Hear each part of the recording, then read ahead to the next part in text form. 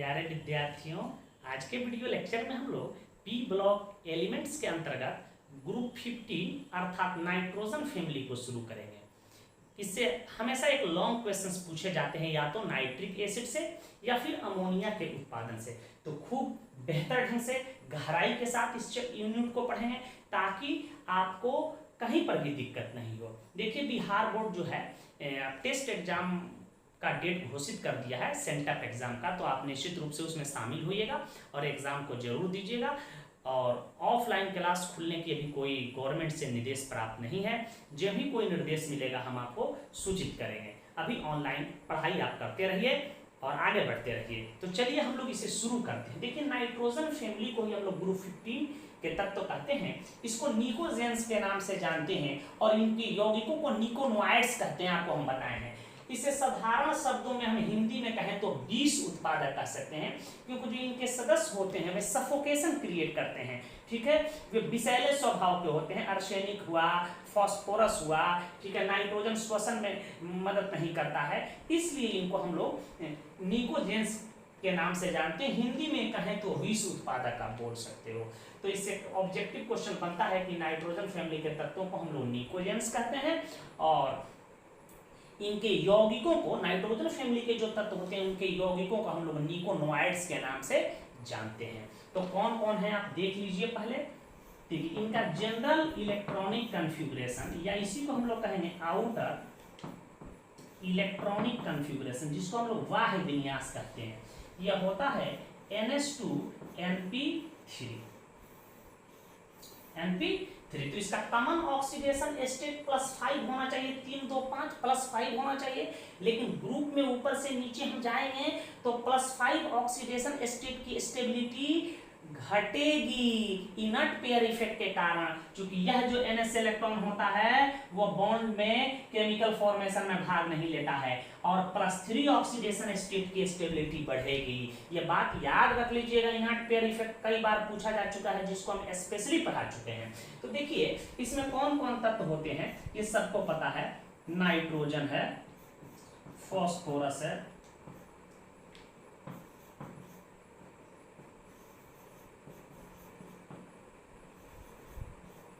देखिए आर्सेनिक का atomic number 33, antimony का 51 होता है, यह 83 होता है और मॉस्कोवियम है ये 115 होता है। ध्यान दीजिएगा, इसको समझते चलिए आप।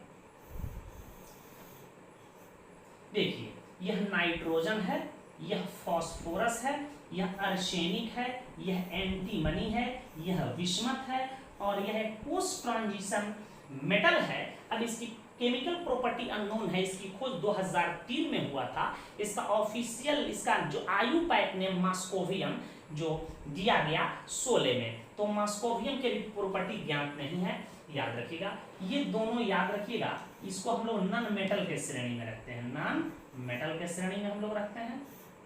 पूरा लिख देते हैं, आपको कंफ्यूजन समाप्त हो जाए। नॉन मेटल है छोटू नाइट्रोजन फास्फोरस, और इसको हम लोग सेमी मेटल कहेंगे, मतलब उपधातु है और यह मेटल के कैटेगरी में आते हैं।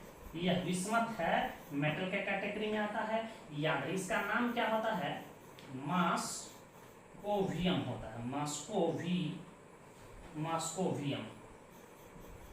मॉस्कोवियम याद रखिएगा।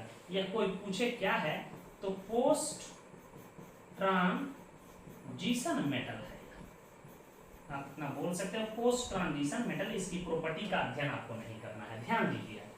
इसको आप रटने का कई तरीका आपको बताया गया था कि न्यूजीलैंड, पाकिस्तान, ऑस्ट्रेलिया सब बी के मैच में, तो आप इसे कहानी याद रख लीजिएगा। या ना पढ़ब आर्य सर के बिना महान केमिस्ट्री, तो आप एक कहानी याद रखिएगा इसको याद करने के लिए कि न्यूजीलैंड,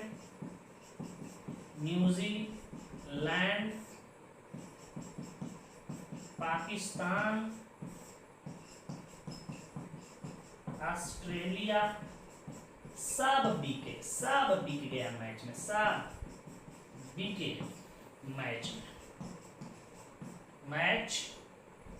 सब बिके मैच में, याद रखिएगा। यह है नाइट्रोजन या फास्फोरस, आर्सेनिक, एंटीमनी, विषमत, मॉस्कोवियम। देखिए, एटॉमिक नंबर भूल जाने पे मैजिक नंबर के सहारे आप एटॉमिक नंबर को लिख सकते हैं। देखिए अब मैजिक नंबर क्या होता है, 2 8 8 18 18 32 होता है।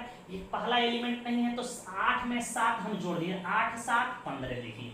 15 में हम 18 जोड़ेंगे तो 33, 33 में हम 18 जोड़ देंगे, देखो 18 जोड़ रहे हैं, 8 3 11 के 1 हाथ में लगा 1 4 1 5 51 आ गया। इसी प्रकार 51 में 32 जोड़ दो, ठीक है। 32 में फिर 83 में तुम 32 जोड़ दो, 115 आ जाएगा, याद रखिएगा। जिस ग्रुप का तत्व होगा उसका अंतिमवा सदस्य में 1 बढ़ा देना, 115, ठीक है। इसके बाद 16 ग्रुप आता तो अंतिमवा तत्व 116 एटॉमिक नंबर वाला होता है। तो कुछ टेक्निक से दिमाग में एटॉमिक नंबर को भी बैठा लेना चाहिए। तो ये सब याद भी कर दिएगा कि नाइट्रोजन का एटॉमिक नंबर 7 15 33 51 83 115। इससे संबंधित कुछ बात आप समझिए, ध्यान दीजिएगा।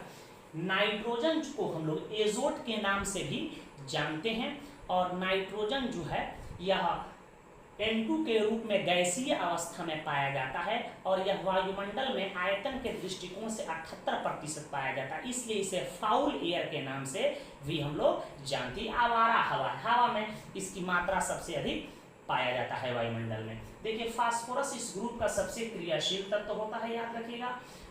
फास्फोरस, आर्सेनिक, एंटीमनी जो होता है यह टेट्रा एटॉमिक रूप में ठोस अवस्था में पाए जाते हैं, और यह फास्फोरस जो है जहरीला होता है। आप व्हाइट फास्फोरस के बारे में, रेड फास्फोरस के बारे में डिटेल पढ़ना है, वहाँ बताएंगे कि व्हाइट फास्फोरस जहरीला होता है, इसे चूहे मारने की दवा बनाई जाती है, याद रखिएगा। और एक और बात याद रखिएगा, यह फास्फोरस का एक आइसोटॉप है फास्फोरस 32 जो रेडियो एक्टिव नेचर का होता है। इसका प्रयोग ब्लड कैंसर, लिकोमिया के ट्रीटमेंट में प्रयोग किया जाता है। बिस्मथ जो है धातु है, इसकी स्ट्रक्चर लेयर टाइप होती है, परतदार इसकी संरचना पाई जाती है। तो इन तमाम बातों को हम नोट करवा देते हैं, इसे पहले आप नोट करें।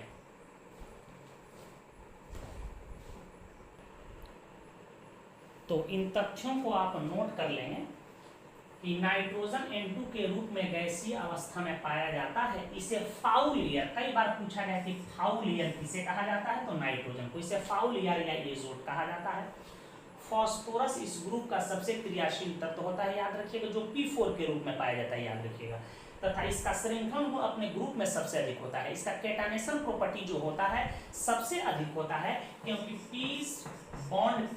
P सिंगल बॉन्ड P को तोड़ने में ज्यादा एनर्जी लगता है, याद रखिए। N सिंगल बॉन्ड N के तुलना में P सिंगल बॉन्ड P को तोड़ने में ज्यादा एनर्जी लगता है, यह बहुत ही बंधन मजबूत होता है, इसलिए इसमें श्रृंखलन गुण अधिक पाई जाती है, लेकिन कार्बन के तुलना में कम। सबसे अधिक श्रृंखलन गुण कार्बन में पाया जाता है, याद रखिएगा।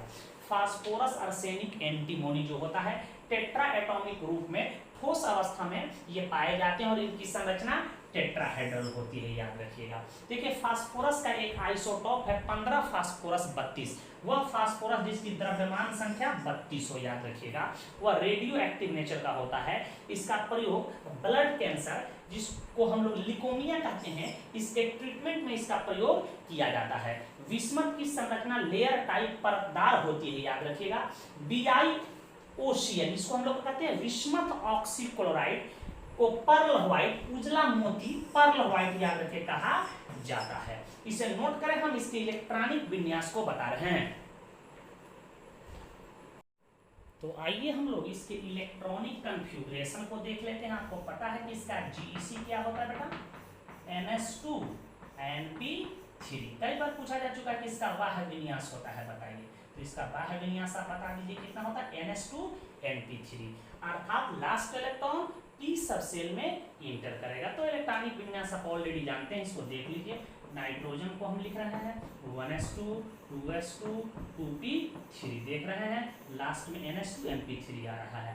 फास्फोरस को हम लिख रहे हैं, आप चाहें तो इनर्ट गैस के सहारे लिख सकते हैं, नियन का प्रयोग कर लेंगे। नियन के लास्ट इलेक्ट्रॉन जो होता है 2p6, 2s2 2p6 भरा रहता है इसका लास्ट सबसेल, तो बाकी इलेक्ट्रॉन 3s2 3p3 में जाएगा, याद रखिएगा। 10 2 12 या 3 15। इसी प्रकार आर्सेनिक 33 का लिखना है, तो हम लोग आर्गन का चुनाव कर लेंगे। आर्गन में 3s और 3p भरा होता है, तो क्या आ जाएगा 4s 3d 4p। यह सबसेल का ऑर्डर भी आपको याद होना चाहिए। 18 2 20, 18 2 20 10 30 30 और 3 33। इसको बढ़ते क्रम में हम लोग सजा लेंगे। आर्गन 18, अब इसको सजा लो बढ़ते क्रम में, 3d10 4s2 4p3। यह हमारा करेक्ट आंसर हो जाएगा। इसी प्रकार आप एंटीमनी का, बिस्मथ का और मॉस्कोवियम का इलेक्ट्रॉनिक विन्यास लिख लीजिएगा। 115 का इलेक्ट्रॉनिक विन्यास से भी प्रश्न पूछे जाते हैं। एटॉमिक नंबर याद होना चाहिए, एग्जाम में एटॉमिक नंबर नहीं देता है। कैटायन का पूछ सकता है, एनायन का भी पूछा जा सकता है। अब है कि अकरेंस, इसकी प्राप्ति हम लोग कैसे करते हैं। देखिए नाइट्रोजन जो है मुक्त और संयुक्त दोनों ही अवस्थाओं में पाया जाता है। ये आरटीपी पे निष्क्रिय होता है नाइट्रोजन, आपको पता है, ठीक है। इसलिए इसका प्रयोग कुरकुरे चिप्स आदि में हम लोग करते हैं। फूड प्रिजर्वेटिव जब हम लोग पढ़ रहे थे तो वहाँ भी इसको सीखे हुए थे।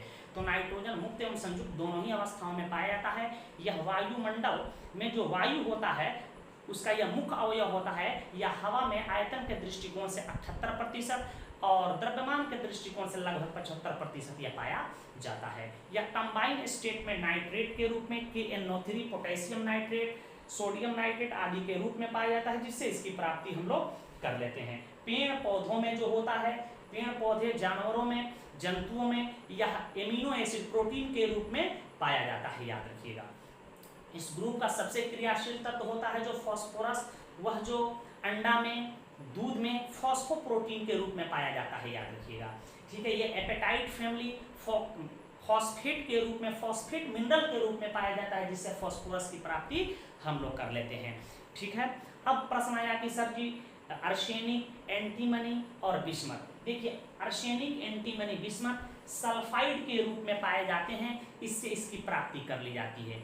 या आर्सेनिक, एंटीमनी जो होते हैं सल्फाइड, बहुत सारे धातुओं के सल्फाइड अयस्कों के रोस्टिंग जब किया जाता है तो यह बाई प्रोडक्ट के रूप में गैसीय अवस्था में पाए जाते हैं। इतना बात याद रखिएगा, इस सबको हम नोट करवा देते हैं। इससे छोटा छोटा प्रश्न पूछा जा सकता है कि नाइट्रोजन वायुमंडल में कितना प्रतिशत पाया जाता है बताइए, ठीक है। इससे पूछा जा सकता है प्रश्न की एपेटाइट फैमिली जो होता है फॉस्फेट, एक प्रकार फॉस्फेट मिनरल है, इसका फॉर्मूला क्या होता है, इसको नोट करवा देते हैं, फटाफट इसे नोट कीजिए। तो आप इसे नोट कर लें कि नाइट्रोजन मुक्त एवं संयुक्त दोनों ही अवस्थाओं में पाया जाता है। मुक्त अवस्था में यह वायुमंडल में 78% आयतन के हिसाब से, या दूसरे शब्दों में कहें 75% द्रव्यमान के दृष्टिकोण से यह पाया जाता है। यह संयुक्त अवस्था में नाइट्रेट के रूप में पाया जाता है, KNO3, potassium nitrate, sodium nitrate ETC के रूप में, जिससे नाइट्रोजन की प्राप्ति हम लोग कर लेते हैं। देखिए पेड़ पौधों में, जंतुओं में एमिनो एसिड प्रोटीन के रूप में यह पाया जाता है। फॉस्फोरस इस ग्रुप का क्रियाशील तत्व। देखिए फॉस्फोरस के स्पेलिंग में बड़ा लोग कंफ्यूज होते हैं। PHOS फॉस, PHORUS होता है, PHOROUS नहीं होता है। तो कभी कभी लिखा जाता है फॉस्फोरस का spelling PHOS, PHOROUS, PHOS phos, PHORUS होता है। फॉस्फोरस आप हिंदी में भी लिख सकते हैं। फॉस्फोरस इस ग्रुप का जो होता है सबसे क्रियाशील तत्व होता है, इसलिए मुक्त अवस्था में नहीं पाया जाता है। यह संयुक्त अवस्था में दूध, अंडा आदि में फॉस्फोप्रोटीन, किसके रूप में, फॉस्फोप्रोटीन के रूप में पाया जाता है। किसके रूप में बेटा, फॉस्फोप्रोटीन के रूप में पाया जाता है। देखिए यह खनिज के रूप में एपेटाइट फैमिली के रूप में पाया जाता है। एपेटाइट फैमिली के खनिज खासकर एक फॉस्फेट खनिज है। देखिए एपेटाइट फैमिली का सिंपल हम फॉर्मूला लिख रहे हैं, Ca3PO4 का होल टू CaX2। आप इसी कोई पूछे X क्या है, इसी को हम लोग कहते हैं एपेटाइट फैमिली का फॉर्मूला, ध्यान दीजिएगा। या इसी को आप ऐसे लिख सकते हो, देखो 3 3 9 Ca9PO6 CaX2। कोई पूछे कि क्या है, इसी को हम लोग कहते हैं एपेटाइट फैमिली के सदस्य हैं सब, ध्यान दीजिएगा। कोई पूछे कि X क्या है, यहाँ पे फ्लोराइड हो सकता है, क्लोराइड हो सकता है, ब्रोमाइड हो सकता है, आयोडाइड हो सकता है, नाइट्रेट हो सकता है, ETC हो सकते हैं। ध्यान दीजिएगा, एक तो हम एपेटाइट फैमिली के सदस्यों को यहाँ दिखा रहे हैं, ध्यान दीजिएगा। जैसे मैं कहूँ यहाँ कि Ca3PO4 का होल ट्वाइस, यहाँ CaF2 कर दूँ। यह एक प्रकार का खनिज है, फॉस्फेट खनिज है, जिससे फास्फोरस की प्राप्ति है। इसका नाम देखिए, दो जगह नाम लिखा, इसका नाम होगा फ्लोरोएपेटाइट। फ्लोरीन है तो इसका नाम क्या हो जाएगा, FLUORO, फ्लोरो APA, फ्लोरोएपेटाइट। कुछ पुस्तक इसी को लिखे हुए FLUOR,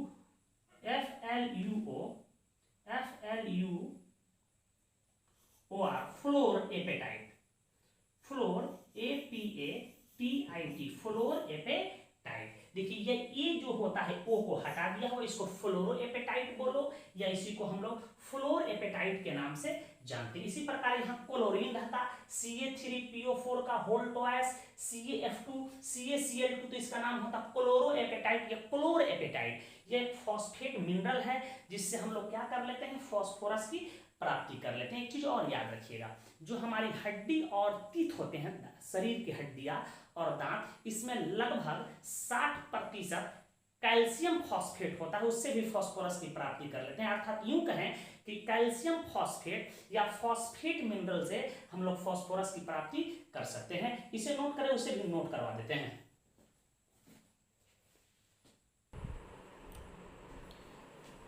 इसे याद रखिएगा कि लगभग 60% बोन्स और टीथ में कैल्शियम फॉस्फेट होता है, और कैल्शियम फॉस्फेट एक ऐसा खनिज है जिससे सबसे अधिक फास्फोरस की हम लोग प्राप्ति करते हैं। देखिए आर्सेनिक, एंटीमनी, बिस्मथ जो है सल्फाइड के रूप में पाए जाते हैं और इससे इनकी प्राप्ति कर ली जाती है। जैसे बिस्मथ गैलेंस